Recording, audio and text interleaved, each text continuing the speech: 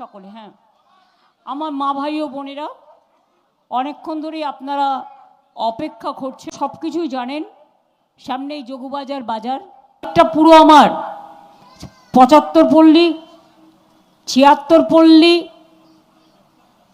থেকে শুরু করে অনেক পুজো কমিটি, রূপনারায়ণ নন্দন লেন, মদন পাল, তারপরে এখানেও আপনাদের পুজো হয়, ডাবপট্টির পুজো, এখান থেকে ৬৪ পল্লীর পুজো হয়, গোলমাঠের পুজো হয়, বকুল বাগানের পুজো হয়, অবসরের পুজো হয়।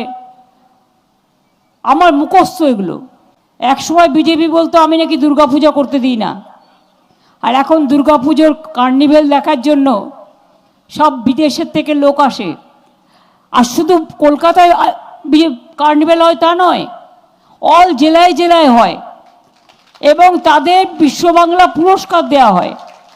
এবং ক্লাবগুলোকে কেন্দ্র করে কত গ্রুপ, ধামসা মাদল থেকে শুরু করে, পাটকাঠি মাদুরকাঠি থেকে শুরু করে, সোনা কাঁসা থেকে শুরু করে, মানে স্বর্ণের রং ছড়িয়ে, মাটি থেকে শুরু করে, পট থেকে শুরু করে কত মানুষ আসে বাংলার প্রত্যেকটা পুজোয়, এবং সেখানে তাদের ইনকামও হয়, ক্লাবগুলোর সংস্কৃতিও সমৃদ্ধ হয়।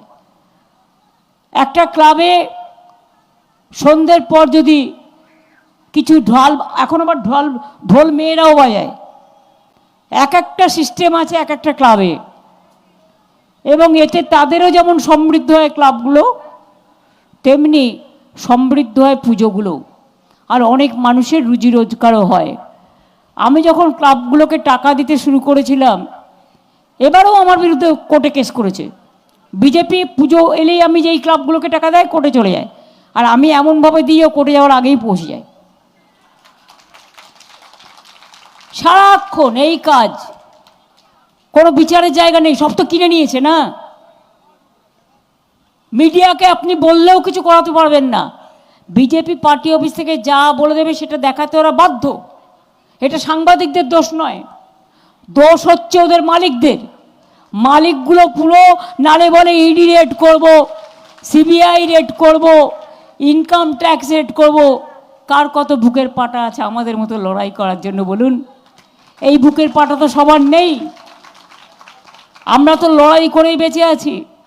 যে টর্চার বিজেপি করে সবার সাথে, দোকানদার থেকে শুরু করে একেবারে, আজকে দোকানে যান, শাড়ি কিনতে গেলেও জিএসটি ট্যাক্স দিতে হবে, আর টাকাটা দিল্লি নিয়ে চলে যাবে, আমাদের ভাগেরটাও আমাদের দেবে না। রেস্টুরেন্টে খেতে যান, খাবার থেকে ট্যাক্স বেশি। যে কোনো জিনিস কিনতে যান, খাবার থেকে ট্যাক্স বেশি। আমরা কিন্তু পশ্চিমবঙ্গ সরকার বিদ্যুতের দামও বাড়ায়নি, আমরা ট্যাক্সও বাড়াইনি। একমাত্র জায়গা জলের ওপর ট্যাক্স নেয় না সাধারণ মানুষের, জেনে রাখবেন, দিল্লিতেও নেওয়া হয়। দিল্লিতেও 2 বালতি জল কিনতে গেলে কত 200 না 300 টাকা দিতে হয়।